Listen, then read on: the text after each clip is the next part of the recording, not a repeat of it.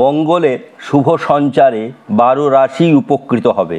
1 June থেকে 12 জুলাই মঙ্গল গ্রহদের সেনাপতি, তিনি তার নিজের গ্রহে প্রবেশ করবে 1 জুন এবং থাকবে 12 জুলাই পর্যন্ত, অর্থাৎ 45 দিন। অশ্বিনী নক্ষত্রে প্রবেশ করবে, অর্থাৎ কেতুর নক্ষত্রে প্রবেশ করবে। কেতু মঙ্গলের পরম মিত্র গ্রহ।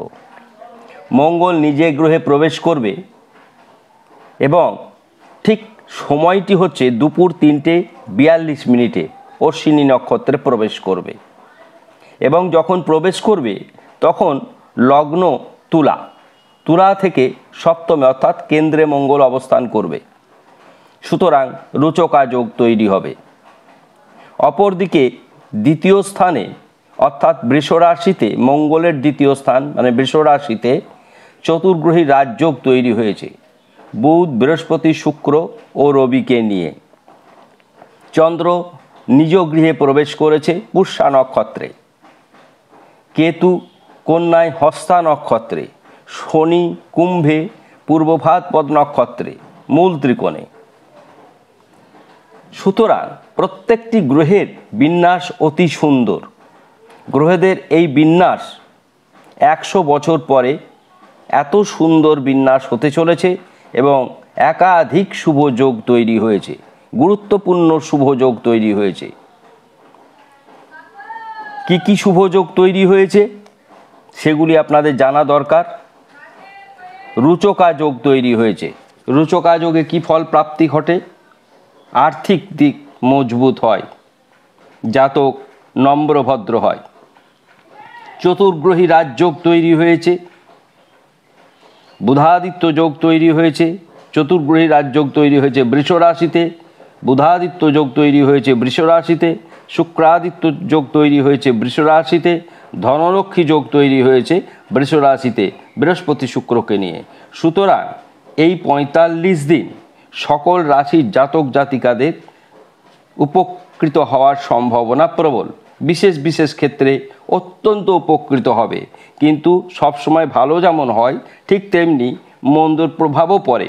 কিছু কিছু ক্ষেত্রে তার মন্দ প্রভাব পড়বে। কোথায় কোথায় ভালো, কোথায় কোথায় মন্দ, তার সমস্যার সমাধান কি জ্যোতিষিক উপায়ে, সেগুলিও আপনাদের বিস্তারে বলবো। এত সুন্দরভাবে আমরা অনুষ্ঠান আপনাদের সামনে পরিবেশন করি। সুতরাং আমাদের চ্যানেলকে সাবস্ক্রাইব করে নিজেদের কাছে নিজের চ্যানেল মনে করে রাখবেন। যারা খুব অল্প পয়সায় আমার জ্যোতিষিক পরামর্শ গ্রহণ করতে চান তারা আমাদের ইউটিউব চ্যানেলে জয়েন করুন।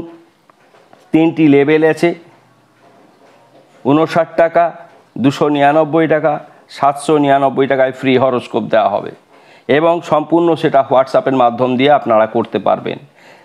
জয়েন করে জাস্ট আমাকে জানিয়ে দিয়ে হোয়াটসঅ্যাপে যোগাযোগ করবেন। এবার আমরা 12টি রাশি কি শুভ ফল পাবে কি অশুভ ফল পাবে তা নিয়ে বলছি। প্রথমেই বলবো মেষ রাশি।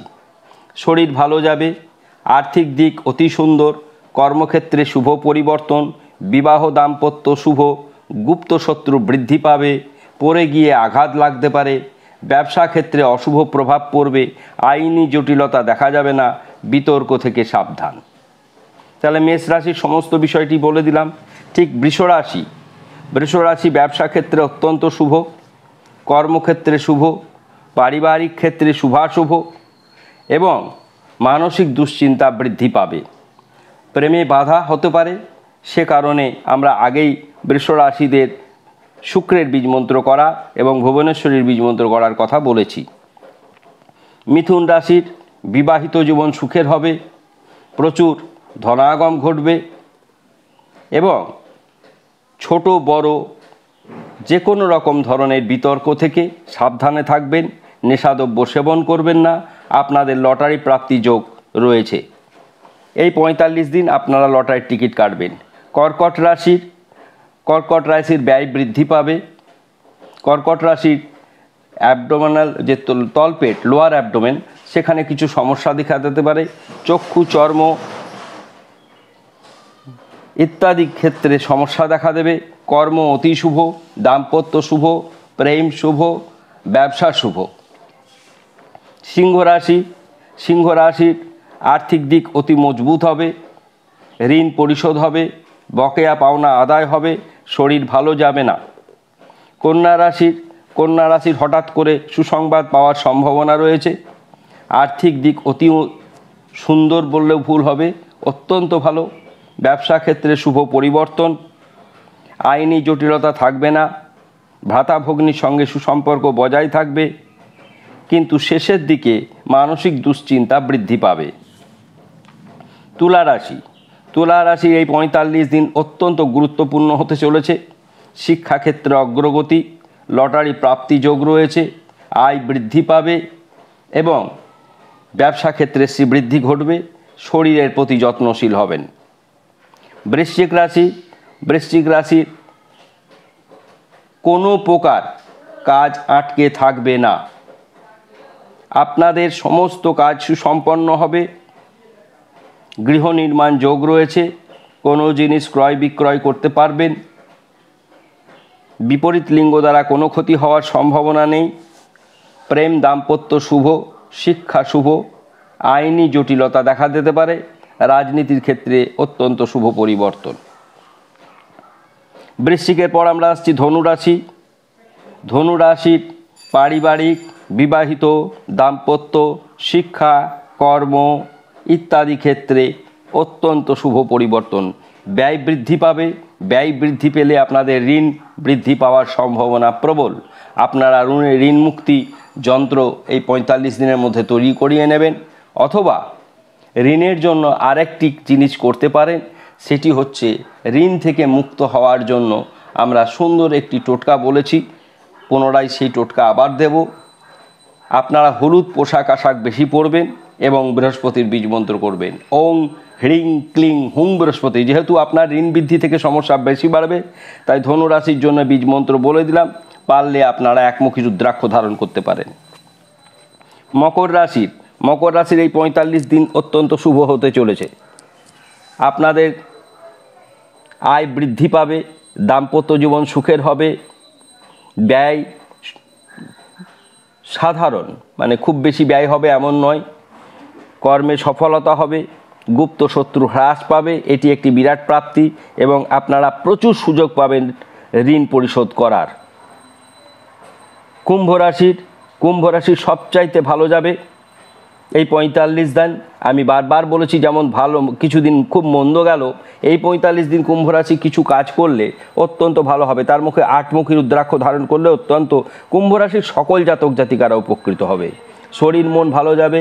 চাকরি ক্ষেত্রে শুভ পরিবর্তন, ব্যবসা ক্ষেত্রে শুভ পরিবর্তন, শিক্ষা ক্ষেত্রে শুভ পরিবর্তন, হঠাৎ করে ধন লাভ হবে এবং দাম্পত্য জীবন সুখের হবে। আপনাদের আইনি ক্ষেত্রে কিছু জটিলতা দেখা দিতে পারে। আপনাদের জন্য সর্বশ্রেষ্ঠ প্রতিবিধান 8মুখী রুদ্রাক্ষ। মীন রাশির ভ্রমণ শুভ, শিক্ষা শুভ, কর্ম শুভ, আয় শুভ, ব্যবসা অতি শুভ। ক্রোধ থেকে সাবধান হবেন, কোমরের ব্যথায় কষ্ট পাবেন এবং স্কিনের সমস্যা দেখা দিতে পারে। আপনারা প্রত্যহ হনুমান চল্লিশা পাঠ করবেন এবং মীন রাশির জাতক জাতিকারাও হলুদ পোশাক আশাক বেশি পরবেন এবং আপনারাও বৃহস্পতির বীজ মন্ত্র করবেন। যেহেতু রাহু আছে, সেই জন্য বৃহস্পতির বীজ মন্ত্র করবেন। ওং হ্রিং ক্লিং হুং বৃহস্পতি। মীন রাশির জাতক জাতিকারা পারলে ঠিক এই সময় হ্যাসোনাইট গার্নেট পরিধান করতে পারেন। জন্মকুণ্ডলিতে দেখে নেবেন রাহু অষ্টম স্থানে আছে কিনা। যদি রাহু অষ্টম স্থানে থাকে তাহলে হ্যাসোনাইট গার্নেট পরা যাবে না। সেক্ষেত্রে রাহুর বীজ মন্ত্র করবেন ওং ঐং হ্রিং রাহবে, ওং ঐং হ্রিং রাহবে।